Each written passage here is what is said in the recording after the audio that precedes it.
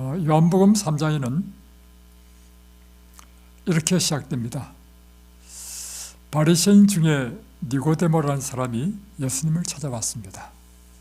근데 이 바리새인은 유대인의 지도자라고 표현되어졌습니다. 사실 바리새인은 그 당시에 유대의 종교 지도자 그룹 중에 한 그룹이었죠. 이 니고데모는 바로 그 바리새인의 한 회원이었고, 그뿐만 아니라 그는 사내들인 의회의 의원이었습니다. 오늘날로 표현하면 이 국회의원에 속하는 굉장히 높은 지위에 있는 사람이었죠. 그런데 그가 밤중에 예수님께 찾아왔습니다. 왜 찾아왔는가? 니고데모가 예수님의 말씀에 감동을 받았기 때문입니다. 예수님께서 하시는 그 말씀에서 하늘의 진리를 발견했고, 그러므로 예수님에게 더 깊은 진리의 말씀을 배우기를 원했기 때문에 왔습니다. 그뿐만 아니라 이 사건 전에 있었던 사건이 무엇인가 하면, 예수님께서 성전에서 채찍을 드시고 모든 상인들과 장사꾼들, 그리고 돈 바꾸는 것들을 다 쫓아내는, 성전을 정결하게 하는 일을 하신 것이 바로 이 예수님께서 하신 그 모습을 보고, 니고데모는 이것은 하늘이 주는 권위가 아니면 할 수 없는 일이라는 것을 알았던 것입니다. 그래서 이 예수님에 대하여 그는 더 깊이 알기 위해서 성경을 더 깊이 연구했습니다.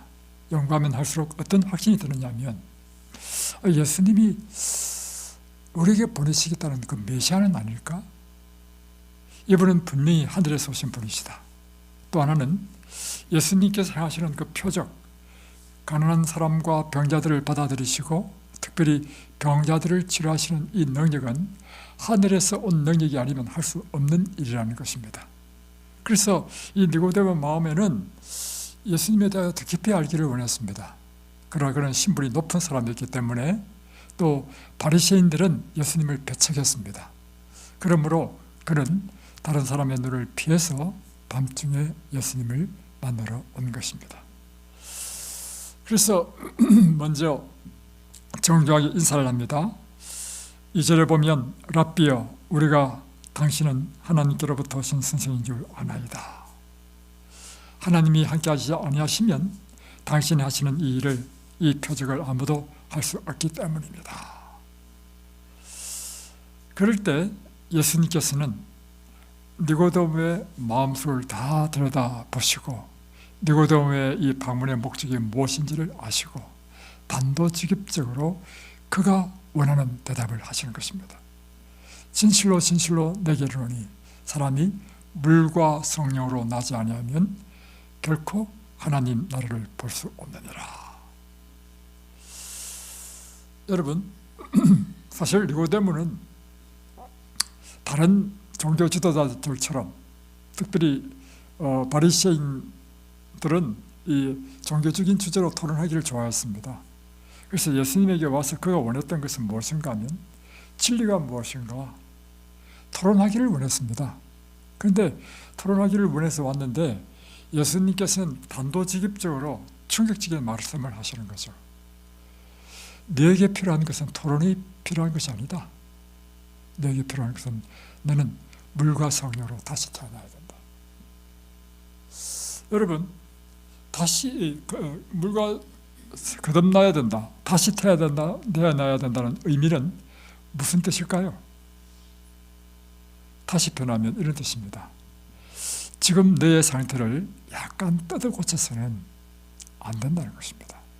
약간 좀 바꾸고 개량하고 수선하고 이 상태로는 하늘나라에 들어갈 수 없다는 것입니다. 어떨 경우에 그렇죠? 우리가 이 집을요, 이 이든밸리를 우리가 하기 위해서 이 지역을 다 샀습니다. 사고는 이 지역에, 이곳에 건물이 9채가 있었습니다.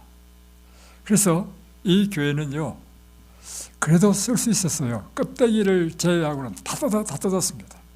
바닥도 다 뜯어버리고요. 또 대강당을 그래도 깨끗해가지고 도배를 하고 약간만 리모델링 했습니다. 식당도 리모델링 했어요.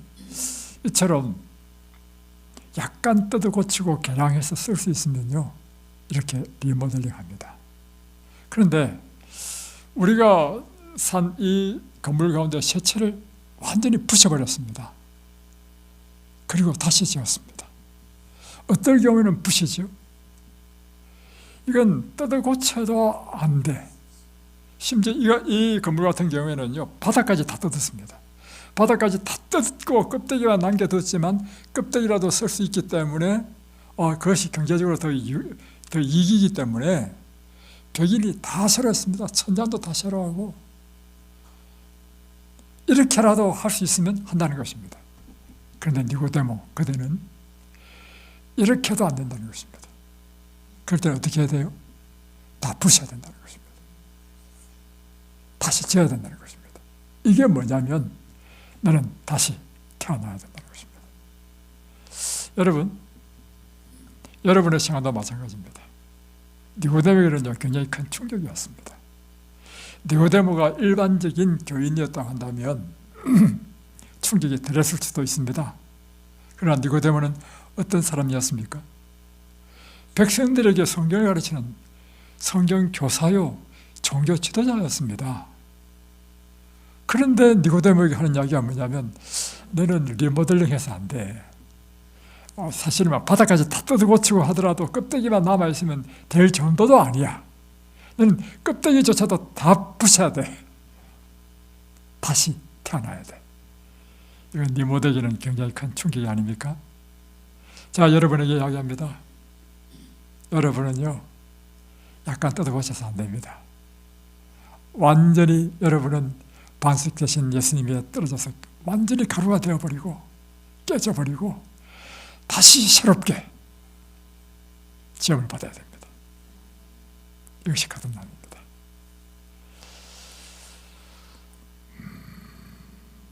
그대가 필요로 하는 것은 이론적인 지식보다 영적인 중생 거듭납니다. 그들은 그대의 호기심을 만족시킬 것이 아니라 새로운 마음을 가져야 한다.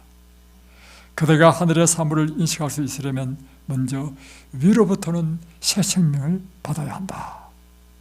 그들은 완전히 새로운 하늘의 사람으로 다시 태어나야 한다. 오늘 여러분, 이 예수님께서 지금 니고데모에게 하신 이 말씀이 니고데모에게만 필요한 것입니까? 오늘 나에게도 필요한 말씀입니까? 니고데모가 너무 충격받았습니다. 그래서 니고데모가요, 다시 태어나야 된다는 뜻이 무엇인지 알은 사람이지만 그가 예수님께 비아냥거리며 이렇게 이야기합니다. 제보고 다시 태어나라고요?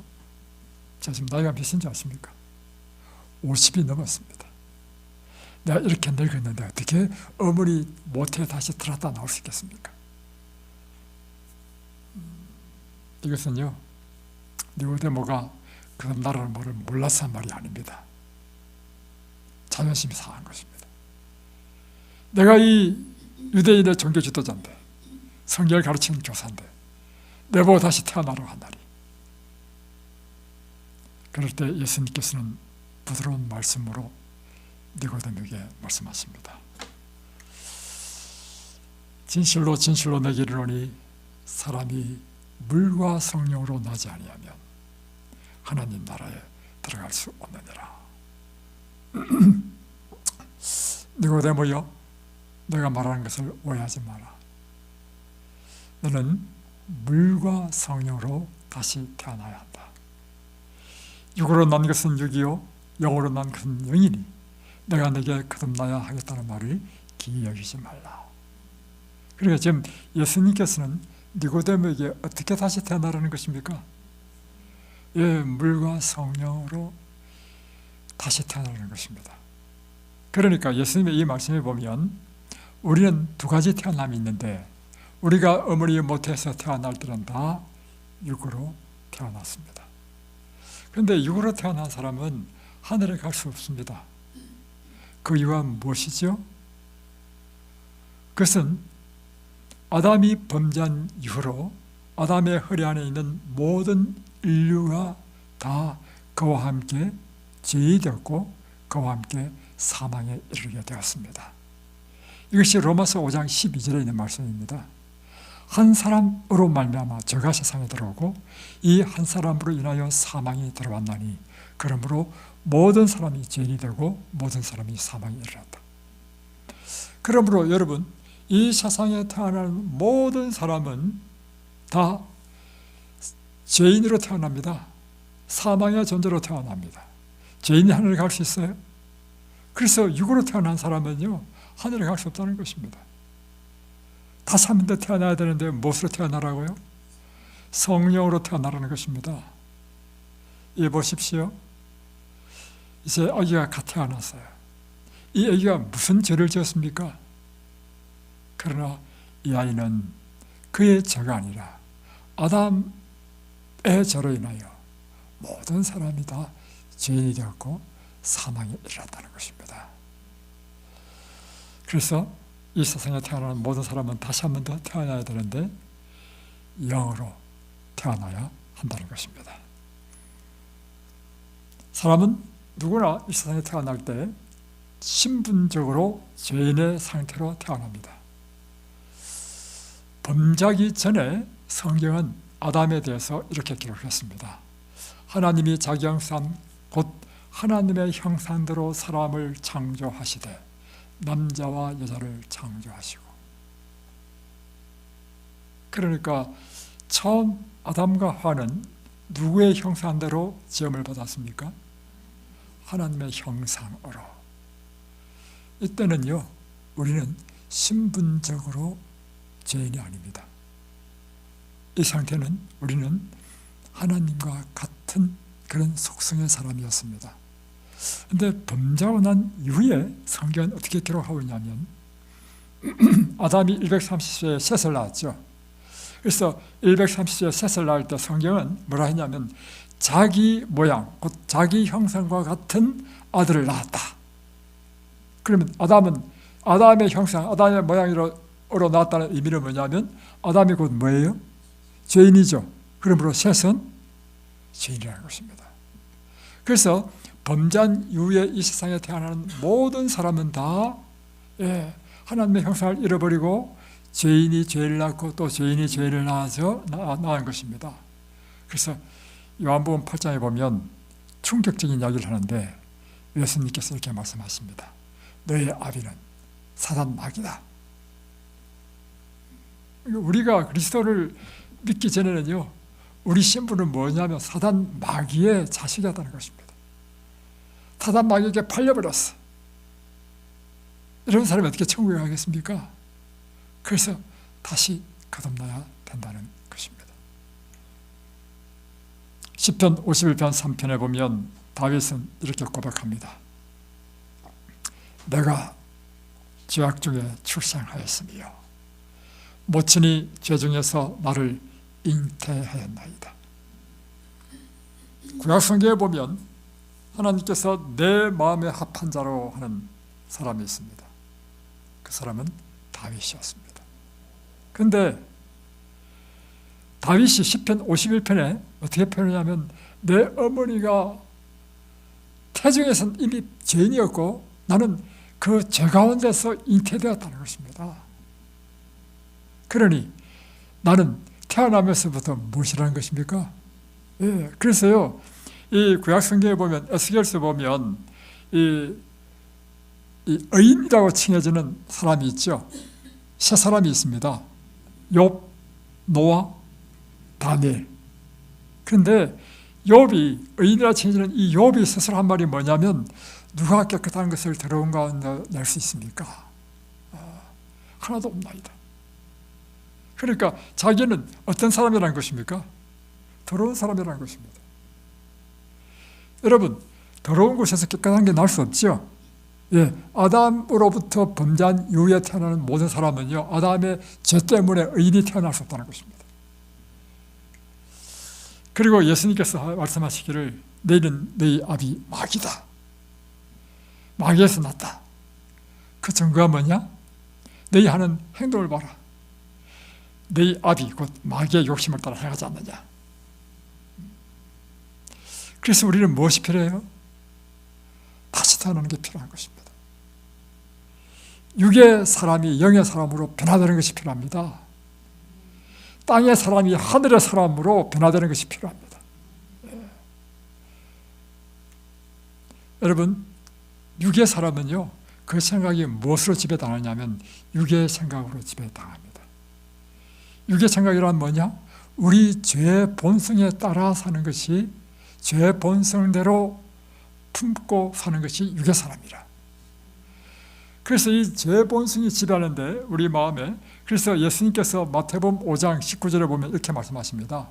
마음에서 나오는 모든 것은 간음, 살인, 도적질, 또 뭐예요? 음란, 거짓정과 악한 생각, 회방이다. 여러분 동의하십니까? 예수님 말씀이 맞아요? 맞습니다. 우리는 무엇이 필요해요? 우리는요, 근본적인 변화가 필요합니다.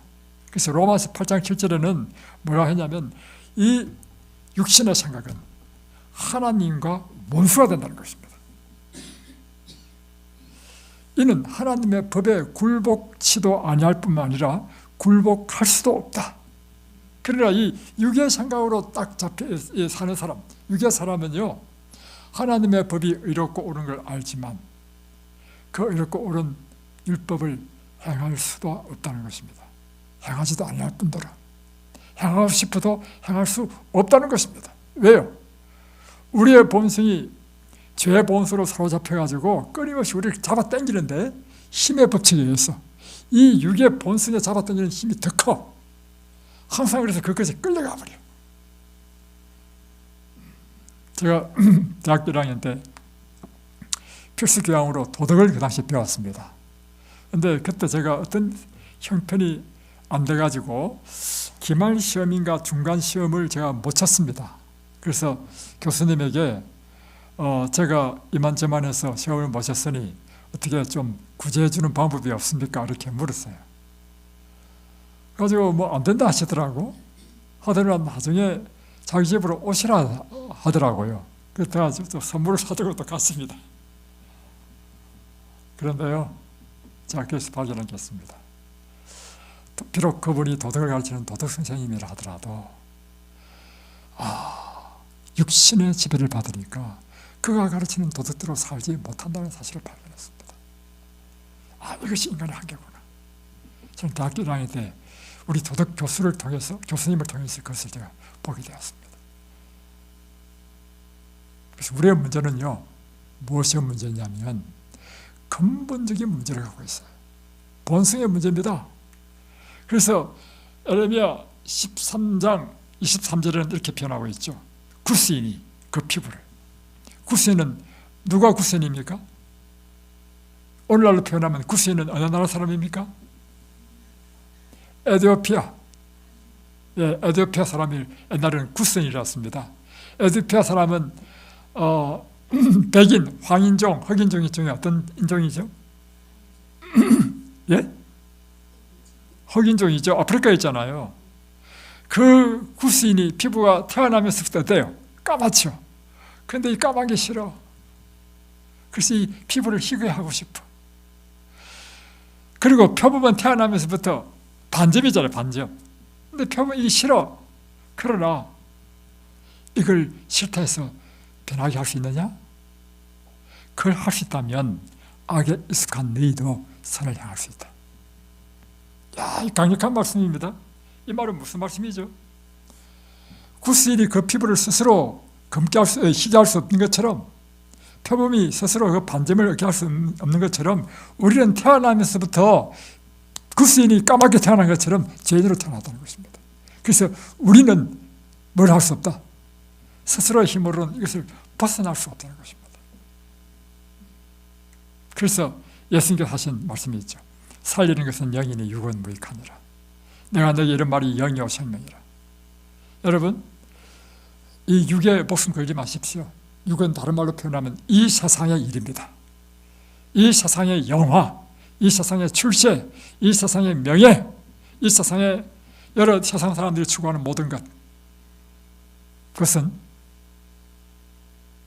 화려하게 우리의 눈을 속이지만 근본적인 우리 인생의 문제를 해결할 수 없습니다. 결국에는 다 우리를 죽이는 것입니다. 살리는 것은 영이니 육은 무익하니라. 내가 내게 이른 말이 곧 영이요 생명이라. 하나님의 영으로 인도함을 받는 그들이 곧 하나님의 아들이라. 우리가 하나님의 자녀가 되는 방법은 우리 자신이 영의 사람이 되어서 하나님의 영의 인도함을 받는 사람이 되어야만이 하늘의 사람이 될 수 있다는 것입니다. 그래서 우리의 문제는요, 기억하십시오. 뭐 행동 약간 뜯어 고치는 게 이게 문제가 아닙니다. 외모를 뜯어 고치는 건 더 아무 소용도 없을 뿐만 아니라 우리의 행동, 우리의 이런 습관을 뜯어 고치려고 한다 하더라도요, 그것이 해결되지 않습니다. 우리의 가장 근본적인 문제는요, 우리 근본적인 이 본성의 문제를 해결해야 돼. 이 본성이 바뀌지 않고는 우리의 지식, 교양, 또 도덕적으로 살고자 하는 이 부단한 노력은 오래 못 갑니다. 스케줄에 불과한 것입니다. 작심삼일입니다. 제가 어릴 때 기억이 나는데요, 저는 어릴 때 교회를 몰라가지고 교회를 안 나갔습니다. 그런데 제 어릴 때 어떤 기억이 있느냐면 바르게 살고 싶다는 그런 생각이 있었어요. 어릴 때부터. 그래가지고요, 저는 제 책상 위에 적어놓은 글이 있습니다. 극기 이런 거, 내 자신을 이겼다는 뜻이죠. 또 세야 되면 막 결심을 합니다. 뭘 하고 제가 지나와 보면요, 다 작심삼일이었습니다. 오래 못 가. 이유는요, 우리의 근본적인 본성이 바뀌지 않고는요, 우리의 올바르게 살고자 하는 얼마나 선한 욕망입니까? 올바르게 살고 도덕적으로 살고 다음에 교양을 배우고. 여러분, 그것이 나빠서가 아니라요, 우리가 그것을 옳은 건 알지만 행할 능력이 우리에게 없다는 것이 문제입니다. 왜 능력이 없는가? 그것은 우리의 본성 자체가 그것을 거부한다는 것입니다. 우리의 문제는 이 본성의 문제야. 그래서 기독교 종교는 우리에게 윤리 도덕을 가르치는 이런 도덕적인 차원의 종교가 아닙니다. 그걸 아셔야 됩니다.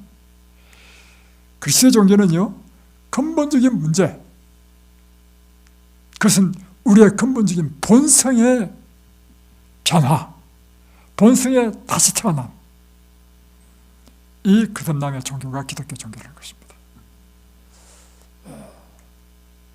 그래서 그리스도의 생애는 그것을 약간 변경하고 개량한 것이 아니라 전적으로 하나님이 주시는 새 마음을 받는 거듭남의 종교, 거듭난 생애를 사는 것, 이것이 그리스도인의 생애인 것입니다. 그러니까 이 니고데모가 한참 듣더니만, 아니 선생님, 어찌 그런 일이 있을 수 있습니까? 이 니고데모가 자기도 모르게 툭 튀쳐나오는 말이 뭐냐면, 랍비요, 선생님, 예수님에게 이렇게 이야기한 것입니다. 니고데모가 어찌 이런 일이 일어날 수 있습니까? 그럴 때 예수님께서 사람이 거듭나는 원리를 설명해 주셨습니다.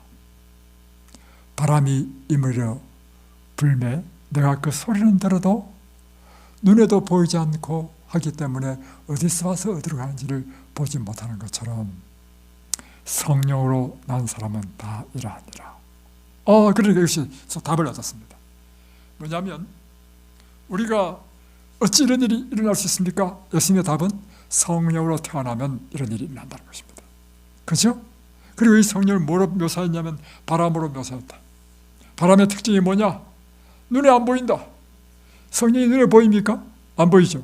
그러나 또 바람의 특징이 뭐냐면 바람이 불면 반드시 일어나는 현상이 있다. 그 현상을 통해서 바람이 부는구나 하는 걸 알 수 있다. 나뭇잎이 흔들리고 빨래를 넣으면 빨래가 마르고, 그죠? 그처럼 성령 눈에 보이지 않지만 성령이 우리에게 임하시면 성령이 나에게 임하시구나 하는 걸 알 수 있다. 왜냐하면 성령이 우리에게 임하시면 마치 바람이 불면 잎이 흔들리고 빨대가 마르는 것처럼 우리 마음에 놀라운 변화가 일어난다는 것입니다.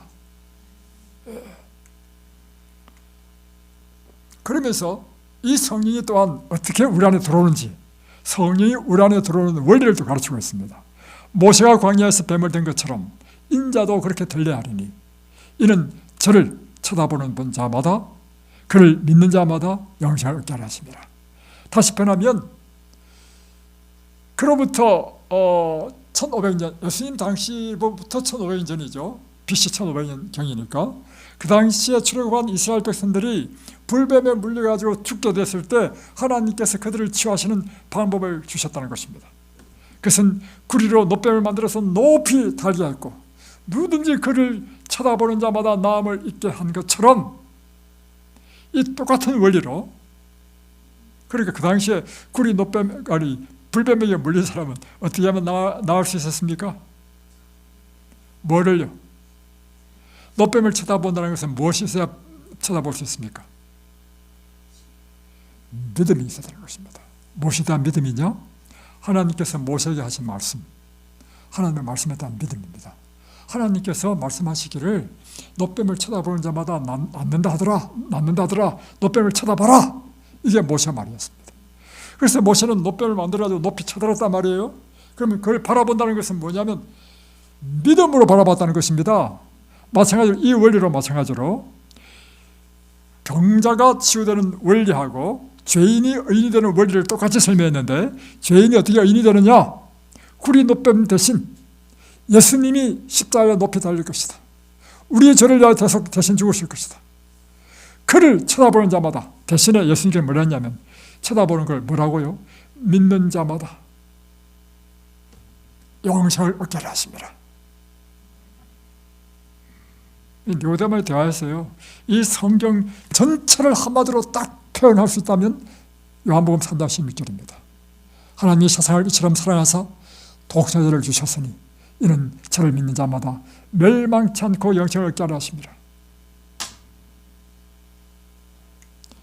사람이 믿음으로 자신을 하나님께 바칠 때 우리에게 놀라운 복이 임합니다. 그때 인간의 눈으로 볼 수 없는 능력이 하나님의 형상으로 새로운 피조물을 창조하는 것입니다. 무엇을 통해서요? 예수님을 믿을 때, 우리 자신을 전적으로 그분께 바칠 때, 믿는다는 의미, 그걸 여러분 좀 자세히 이해를 해야 될 필요가 있습니다. 사람은 이 믿는다는 의미를요 너무 가볍게 생각해요. 구원을 얻는 믿음이라는 것은 무엇이냐면요, 우리 자신을 전적으로 그분께 바치는 것입니다. 그냥 내 생활 중에 한 부분으로 종교 생활로 교회 왔다 갔다 하는 그런 믿음이 아닙니다, 여러분. 믿음이란 완전히 자신을 그분께 바치는 것입니다. 이것은 무엇과 비교될 수 있냐면, 포도나무의 비유를 통해서 보면 가지가 그 포도나무에 붙어 있으면 절로 과실을 맺고 풍성한 열매를 맺는다 하시잖아요. 가지가 포도나무에 붙어 있다는 의미는 무슨 뜻이냐면요, 어설프게 붙어 있어서는 안 됩니다. 완전히 하나가 돼야 됩니다. 그렇죠? 그래서 젖붙임을 하는 거 여러분 보셨나요? 젖붙임 하는 거 보면요, 아주 예리한 매도날로요, 예를 들면 감나무도 돌감나무에 좋은 감나무를 젖붙이잖아요. 그럴 때 좋은 그 감나무의 가지를 맨도날로 쫙 자릅니다. 그리고 이제 돌감나무 그 뒷붙일 때 거기도 맨도날로 쫙 잘라요. 다음에 딱 붙인 다음에요, 비닐을 싸가지고요 챙챙챙 감습니다. 얼마나 감느냐? 완전히 하나가 되도록, 결코 떨어질 수 없도록. 그래가지고 완전히 이 원줄기 돌감람나무의 세포와 다시 젖붙인 이 가지의 세포가 완전히 하나로 일치될 때까지, 이것이 젖붙임입니다. 이것이 우리가 가지가 포도나무에 붙었다는 의미입니다. 우리가 예수님을 믿는다는 의미는 무슨 뜻이냐면요, 우리 자신이 그처럼 완전히 예수님과 하나가 되는 사실입니다. 제가 오늘 새벽인가 아침에 일어나서 말씀이 묵상이 되는데 가지가 포도나무에 붙어있다. 그리고 예수님께서 네가 내 안에 내가 내 안에 거하면 가시를 쫄려 맺는다. 그뿐만 아니라 그분이 요한복음 17장에 보면요, 그분이 예수님 십자가 달리기 전에 마지막 설교가 요한복음 17장입니다. 이 요한복음 17장에서 설교하실 때요, 계속해서 반복하는 것이 뭐냐면 내가 아버지 안에 아버지께서 내 안에 있는 것 같이 저희도 다 우리 안에 있게 하사 우리로 하나가 되게 해달라고 기도합니다. 그러니까 우리가 그분과 어설프게 써서는 안 돼. 완전한 하나가 되어야 돼. 완전한. 그래서 오늘 깊이 묵상한 게 뭐냐면 나 자신이 하나님과 완전히 하나가 되어야 되는구나. 여러분 좀 깊이 묵상해 보십시오. 오늘 내 마음을 울린 것이 그것이었습니다. 보다도 밀접하다. 어느 정도 밀접하냐면 이제 내가 그인지 그가 내인지 분간이 안 되도록, 그러니까 내가 완전히 이제는 연결돼가지고 이 세포와 세포가 연결되고 하나가 되도록. 우리가 예수를 믿는다는 의미는 바로 그런 것이 이야기하는 것입니다. 이럴 때 하나님의 성령이 우리의 마음을 믿음으로 하나님께 드릴 때 일어나는 일이 뭐냐면 하나님의 성령이 사람의 마음을 사로잡는다는 것입니다. 하나님의 성령이 우리의 마음을 사로잡게 되면 일어나는 일이 있는데요, 세계가 놀랍게 변화됩니다. 성령께서 임하시면 첫 번째 일어나는 일이 뭐냐면요, 우리의 죄를 회개하게 됩니다. 내 안에 있는 모든 더러움이 다 드러나버려요. 왜냐? 그분은 그렇게 하신 분이시죠. 그렇게 한 분이 저한테 임하시게 되면 더러운 모든 것이 드러나고 그 더러움을 씻게 만들어. 그래서 왜 물로 거듭나야 되는가? 물은요, 구약성경 레위기 보십시오. 더러움을 씻는 글쎄 매개체가 물이었습니다. 물과 불이었습니다. 그래서 여러분 성령을 어떻게 표현하냐면 물로 표현하기도 하고요, 불로 표현하기도 합니다. 여러분 자신을 물과 불로 씻어야 되는 것입니다. 그래서 거듭나기 위해서 무엇을 받으라고요? 물로 침례를 받는 것입니다. 물 몇 방울 이렇게 떨어뜨려가지고 이게 뭐 거듭나겠습니까, 여러분? 완전히 잠겨야 돼. 완전히 불에 사라져야 돼. 하나님의 성령이 우리 마음에 들어오면 우리 마음을 완전히 사로잡습니다. 우리의 생각에 변화가 일어납니다. 내가 이전에 좋아했던 것이 다 싫어집니다. 그리고 하나님의 사물, 영적인 사물에 대한 놀라운 이 열정, 갈망이 일어납니다. 그러면서 사람이 완전히 바뀌는 거죠. 심지어 우리 인생의 삶의 추구했던 목표 자체도 다 바뀌어버려. 내 취미, 음악까지도 다 바뀌어버려. 전적인 변화가 일어나는 거예요. 전적인 변화. 이것이 바로 거듭남인 것입니다. 예수님께서 오늘 여러분에게 말씀하시는 것은 뭐냐면 이런 전적인 변화, 거듭남을 경험하라. 이것이 오늘 예수님께서 하신 말씀입니다.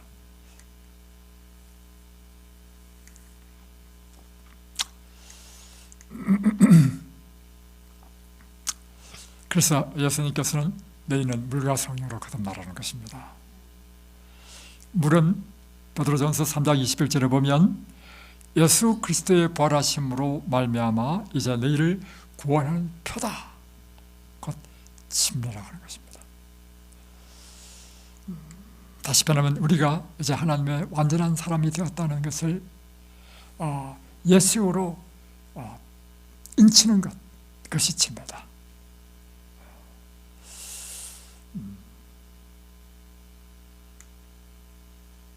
이 침례는 세 가지 의미가 있습니다. 첫 번째는 우리가 하나님의 사람으로, 영의 사람으로 거듭나기 위해서는 첫 번째 일어나야 될 일이 무엇인가 하면 우리 옛사람이 죽어야 됩니다. 그래서 침례는 우리 옛사람, 곧 죄의 사람이 죽어서 장례식을 치르는 예식이 침례입니다. 육의 사람 죄에 대하여 죽고 이전에 나의 육의 생각, 욕심, 절기된 죄의 습관을 다 포기하고 이제 내 삶의 주인을 바꾸는 것입니다. 이전에 내 삶의 주인이 누구였습니까? 나였죠. 나라고 하는 것은 사실은 사단 마귀였습니다. 왜냐하면 내가 원하는 것은 알고 보니까 사단 마귀의 그 욕심을 따라 행한 것이었기 때문에 이제는 내 삶의 주인을 누구로 바꾼다는 것입니까? 예수님으로 바꾼다는 것입니다. 두 번째는 이 제사함과 함께 우리의 이 장례식과 함께 우리의 모든 죄도 다 용서함을 받는다는 것입니다. 그래서 여러분, 이제 이 침례가 이 죽음을 의미한다 한다면 죽은 사람 어떻게 하죠? 흙에 묻죠. 땅 파고 땅에 묻잖아요. 여기는 땅 흙 대신에요, 물 무덤에 묻는 것입니다. 그래서 완전히 물에 장례를 치르는 것입니다. 이럴 때 우리 과거의 옛사람이 어떤 죄를 지었다 할지라도 죽으면 그 모든 죄가 다 해결되죠. 다 사함받죠. 그처럼 우리 죄가 사함받는 것입니다. 다음에 이 물에서 올라올 때는 이제는 다시 새로운 하나님의 자녀로 태어나는 것을 의미합니다. 그래서 거듭남이라는 것이죠. 이제 죄의 사람을 벗어버리고 하늘의 사람, 영의 사람으로 거듭난다는 것입니다. 너희는 유혹의 욕심을 따라 쓰러져가는 구습을 쫓는 옛사람을 벗어버리고, 우리의 옛사람이 어떤 사람이었습니까? 유혹의 욕심을 따라서 썩을 것을 찾아다녔던 사람이었다는 것입니다. 그러나 이제는 오직 심령으로 새롭게 되어 하나님을 따라 의와 진리와 거룩함으로 지으심을 받은 새 사람을 입어라. 내 속에 역사하시는 하나님의 영으로 말미암아 새로운 생애가 시작되는 것입니다. 로마서 6장에는 이것을요, 그리스도와 합하여 죽고 그리스도와 합하여 부활하는 것으로 표현했습니다. 자, 보세요. 무릇 그리스도 예수와 합하여 침례를 받는 우리는 그의 죽으심과 합하여 침례받는 줄을 알지 못하느냐. 그러므로 우리가 그의 죽으심과 합하여 침례를 받음으로 그와 함께 장사되었나니. 그러니까 우리가 예수님 십자가에 죽으셨죠? 왜 죽으셨나요? 우리 인류의 모든 죄의 값을 지불하기 위해 죽었죠. 그처럼 우리가 장례식 치르는 것은 예수님과 함께 나의 모든 죄와 함께 죽는 것을 의미한다는 것입니다. 그리고 이제 죽은 자가 다시 부활하실 때는 예수님은 이제는 죄와 관계없는 하나님의 아들로 부활하셨죠.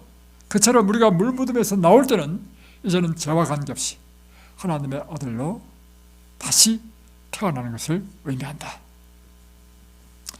그런데 오늘날 많은 교회에서는요, 침례 대신에 세례를 줍니다. 어느 것이 옳지요? 지금 이 침례의 의미만 우리가 설명해 본다 할지라도 세례는 물 몇 방울 떠뜨리는 거죠. 아니면 이마에 물을 주인자로 물을 붓든지 이렇게 합니다. 그것으로 우리가 다 죽게 되나요? 장례식 할 수 있나요? 없죠. 그래서 의미론적으로 볼 때도 완전히 물속에 잠겨서 장례식을 치러야 되는 것처럼 이 헬라어 원문을 보면 오늘날 세례라고 번역된 것은 밥티조입니다. 이 밥티조는 물속에 완전히 푹 잠그다는 뜻입니다. 올바르게 번역한다면 침례라고 번역해야 됩니다. 그런데 왜 세례라고 번역했는가? 대한성서공회에서요, 이 처음 성경을 번역할 때 한 10몇 사람의 목사님들과 학자들이 함께 번역했습니다. 그때 그 교파 가운데 세례를 행하는 교파가 절대 다수로 많았습니다. 그래서 이걸 다 세례라고 한 걸로 번역한 것입니다. 성경에 보면 예수님께서 침례 받으실 때의 모습도 보면 물에서 올라왔다. 이건 그 전에 무엇을 했다는 것이요? 물에 잠겼다는 것이죠. 또 이디오피아 내시를 지내줄 때도 물에서 올라갈새 뭐 했다는 것이죠? 물에 잠겼다는 것입니다. 이 기독교 사회에서 발행한 그리스도교 대사전에 보면 원래 이거는 침례였다. 근데 세례로 바뀌었다. 왜 바뀌었느냐? 예를 들면 12세기에 바뀌었는데 이제 병자나 어린아이를 심시키기가 힘들기 때문에 그렇게 바뀌었다고 이렇게 하고 있습니다. 그러나 제가 성지순례 가봤는데요. 성지순례 가보니까요, 이 옛날에 7교회, 서머나 교회, 에베소 교회 다 가봤습니다. 전부 다 가는 곳마다 교회 가운데는요, 이렇게 침례탕이 있었습니다. 예. 그런데 실제적인 이유는요, 12세기경에 십자군 전쟁이 일어났는데 그때 수많은 청년들을 집단적으로 침례를 주기가 힘들었습니다. 그래서 밖에서 물을 담아가지고 방패자루 같은 걸 해가지고 줄 쫙 세운 다음에 쫙쫙 뿌렸습니다. 약식으로 한 것이 오늘날 세례가 되었습니다. 근데 세례가 사실, 여러분, 세례가 사실 쉽습니까? 침례가 쉽습니까? 훨씬 쉽죠. 세례는요, 옷을 갈아입을 필요도 없습니다. 근데 침례 받는 거는요, 참 힘듭니다. 왜냐하면 물에 완전히 다 잠기니까 머리도 다 헝클어지죠. 옷은 다 젖죠. 속옷, 곁옷 할 것이 다시 싹 갈아입어야 되죠. 여러분, 우리가 이렇게 번거롭기 때문에 세례를 받겠다. 그럼 여러분 뭘 해야 되겠습니까? 하나님의 뜻대로 해야 된다는 것이죠. 에베소서 4장 5절에 보면 주님이 두 분이 아니고 하나인 것처럼, 믿음도 이 믿음 저 믿음이 있는 것이 아닌 것처럼, 침례도 세례가 있고 침례가 있는 것이 아니다. 오직 하나이다. 자, 이제 마지막 침례의 의미는요, 옛 사람이 죽고 새 사람이 다시 태어나고 한 의미 이외에 또 한 의미는 구원의 표로 하는 것입니다. 침례받을 때 하늘의 생명책이 있는데 이 하늘 생명책에 우리의 이름이 기록된다는 것입니다. 요한계시록 21장 27절에 보면 하늘에 갈 사람에 대해서 설명했는데, 무엇이든지 속된 것이나 가증한 일 또는 거짓말하는 자는 결코 그리로 들어가지 못하되, 어떤 사람만 들어간다고요? 어린 양의 생명책에 기록된 자들 뿐이니라. 그러니까 하늘에 책이 있는데 우리가 구원받을 사람의 이름이 기록된다는 것입니다. 우리가 사랑하는 사람과 사는 방법이 두 가지 방법이 있습니다. 하나는 동거하는 방법. 사랑하는 사람과 같이 그냥 삶을 꾸려 같이 살아, 애도 낳아. 두 번째 방법은 정식으로 결혼해가지고 호적을 동사무소에 딱 올려가지고 사는 방법. 여러분, 사랑하는 사람과 동거할 수 있습니다. 근데 법적인 아무 그게 없어, 보호가 없어요. 애 낳으면 애는요, 분명히 있지만 법적으로 없는 아이야. 우리의 구원도요, 이 세상의 사물은 무엇의 그 그림자요 표상이라 했습니까? 하늘 사물, 영적인 것의 표상과 그림자가 이 세상의 사물들의 일들입니다. 마찬가지로 하늘 일도요, 우리가 침례를 받을 때 정식으로 우리 이름이 하늘 생명책에 기록된다는 것입니다. 그래서 물은 예수 그리스도의 부활하심으로 말미암아 이제 너희를 구원하는 편이 곧 침례이다. 예수님께서 친히 말씀하시기를 너희는 온 천하에 다니며 만민에게 복음을 전파하라. 믿고 침례를 받는 사람은 구원을 얻을 것이요. 분명히 이야기했죠. 예. 오늘 하나님께서 우리에게 말씀하십니다. 회개하라. 침례를 받으라. 그리하면 성령을 선물로 받으리라. 이제 이번 안식일날 우리 이은영 자매님이 하나님의 자녀로 이제 정식으로 이제 하늘 생명책에 이름을 올리는 침례식을 할 때, 예수님께서 요단강에서 침례를 받으실 때 이는 내 사랑하는 아들이요 내 기뻐하는 자라는 음성을 주셨던 것처럼, 동일하게 이는 내 사랑하는 딸이요 내 기뻐하는 자다. 그리고 그 다음에 일어난 일이 뭐냐면 성령이 비둘기의 모양으로 예수님의 머리 위에 임하셨습니다. 보세요. 회개하라, 침례하라, 그리하면 침례를 받으라, 그리하면 성령을 선물로 주시리라. 그래서 성령을 선물로 받고 성령께서 우리의 죄를 완전히 변화시키는 영의 사람으로, 하늘의 사람으로 다시 태어나기를 주의 이름으로 축복합니다.